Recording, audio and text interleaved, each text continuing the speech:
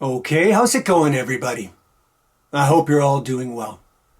Okay, so in this episode, I thought I'd try to say something about Homer's Iliad, and in particular, what I thought I'd talk about is this enormous choice Achilles is faced with. Now, what is it? Well, so in the Iliad, Achilles is famously described as having the choice between a long but relatively mundane life, or a short life, but one that will bring him everlasting glory. Here's what he says exactly when he's explaining his two possible fates to Odysseus. He says, "My mother tells me that there are two ways in which I may meet my end. If I stay here and fight, I shall not return alive, but my name will live forever. Whereas if I go home, my name will die, but it will be long before death shall take me." Okay, so just to give a bit more context here, what's happened at this point in the story is that Achilles has withdrawn from fighting with the Greeks against the Trojans because he feels he's been dishonored by the supreme commander of the Greek armies, Agamemnon. It's at this moment that he contemplates returning home. But then he remembers something. He remembers his mother's prophecy about him, made before he was born, which, as we've seen, said that he would either live a short, glorious life or a long, obscure one. Now, as I said, with everything that's happened up until now, Achilles is tempted to leave from Troy and fulfill the prophecy's second option. But then what happens is that just as he's preparing to leave for home, his best friend Patroclus is killed by the Trojan prince Hector.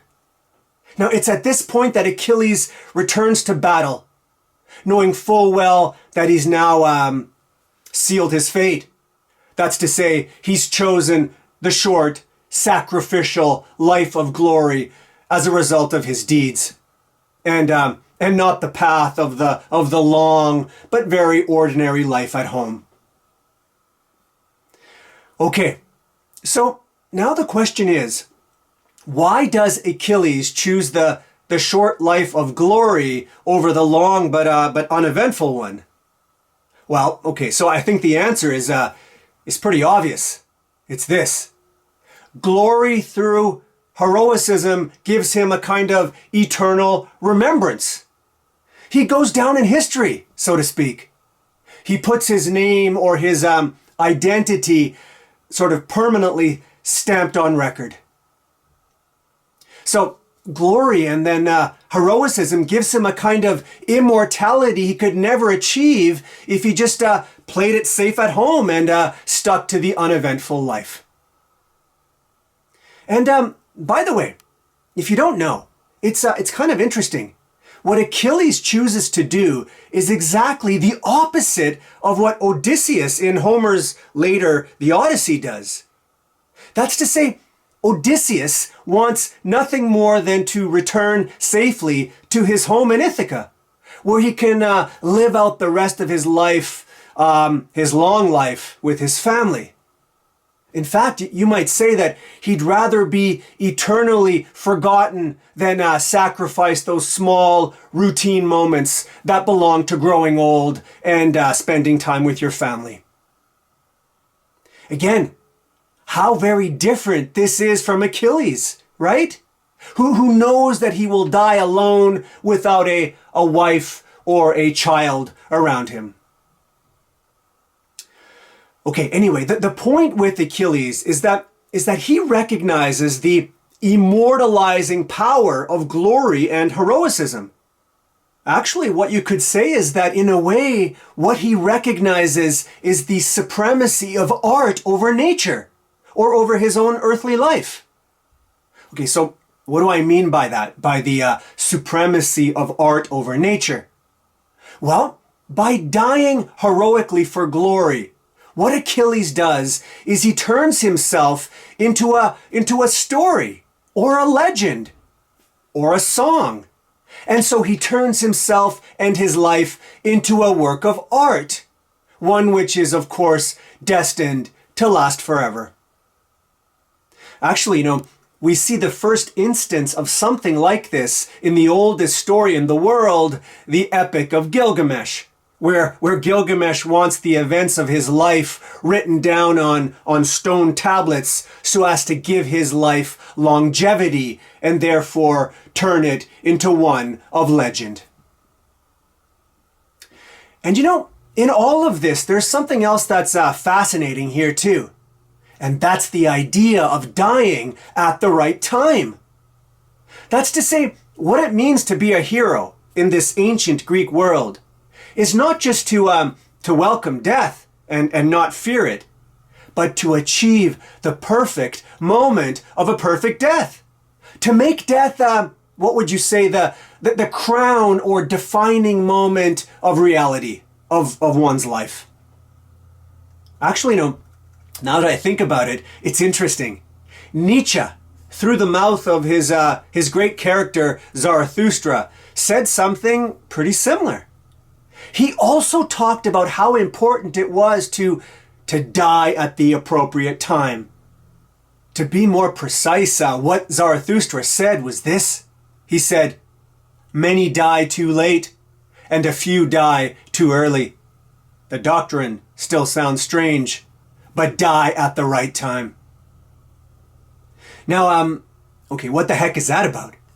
What's Nietzsche trying to say when he talks about this? Well, I think that the first thing he seems to be suggesting, actually somewhat like the ancient Stoics do, is that we should try as much as possible to make our death something that happens at our own discretion.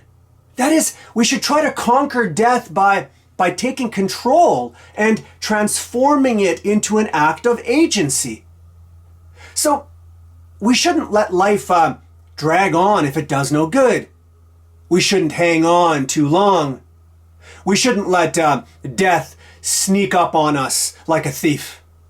Well, then, if we're to choose when to die, when's that supposed to be exactly? Well, I think when it comes to Nietzsche, he would say that it's when our highest goals and our optimal creative activity has come to an end. Or, in other words, when it becomes increasingly impossible to live a meaningful and a creative life. And so notice this, that in choosing when it's appropriate to die, we consummate or perfect our life. We give life a narrative and a conclusion. Or to put it another way maybe, when we die at the right time, what we're doing is we're letting our spirit shine forth in our death like an evening glow on the earth, to paraphrase Zarathustra. Okay, well, now, having said all of this, I should mention something here. It's this. Nietzsche himself wasn't the best example of someone dying at the right time. If anyone can be accused of, as Zarathustra says, hanging on their branch too long and of failing to master the difficult art of going at the right time, it's Nietzsche. So, for those of you who don't know, in 1889, at the age of 44, Nietzsche collapsed on the streets of Turin, Italy, while trying to protect a horse from being flogged by its abusive owner, at which point he slowly collapsed into madness and spent the next 10 years of his life mentally and physically incapacitated, with increasingly little idea of where he was or who he was. Then at age 55, essentially vacant and catatonic, he finally died. Died, you might say, for the second time.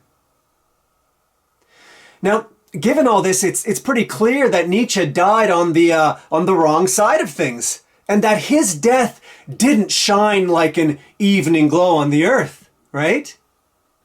But here's something to think about. What if Nietzsche hadn't died at 55? But what if he died 11 years earlier in the very act of trying to protect that horse? Wouldn't he have died a better death? A victorious one? One that in a way summed up a lifetime of his goals and his aspirations and his courage. And so wouldn't it have been a death that Zarathustra would have been proud of? Okay, but anyway, to conclude, let me go back to Achilles and the Iliad for a moment. So of course, Achilles' choice to go for the short life of glory speaks to this time, right? That's to say, Achilles' decision to choose eternal glory over a long life was clearly seen as the ultimate sign of heroicism in the classical world.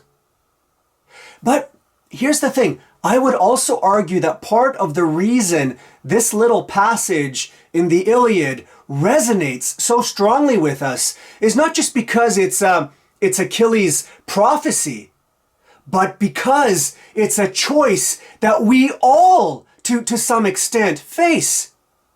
A choice that is whether we want to strive for something more worthy and pay the price for it, or whether we want to live a long, risk-free life, but one that passes up our secret hopes and dreams.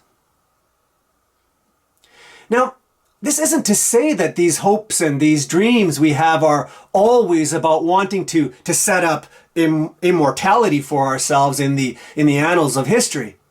No.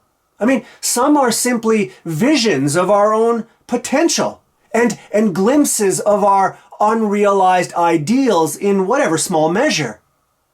But, however small, trying to actualize our potential and live up to our ideals still does mean some risk and some courage and some sacrifice. But let's be fair to the other side of things too. That's to say, let's also give some rightful consideration to Odysseus' choice in Homer's other great poem, the Odyssey. You know, the decision to live the long, safe, domestic life. I mean, that certainly also has its own virtues too, even though I guess it's an entirely different kind of existence. In any case, I guess my ultimate point here was just to say that at the end of the day, Achilles is not just mythological. No, in a very deep way, he's in all of us. He's that fork in the road that we all must face. That fork between our two different destinies. One that will take us home, and the other to the battlefield at Troy. Bye for now.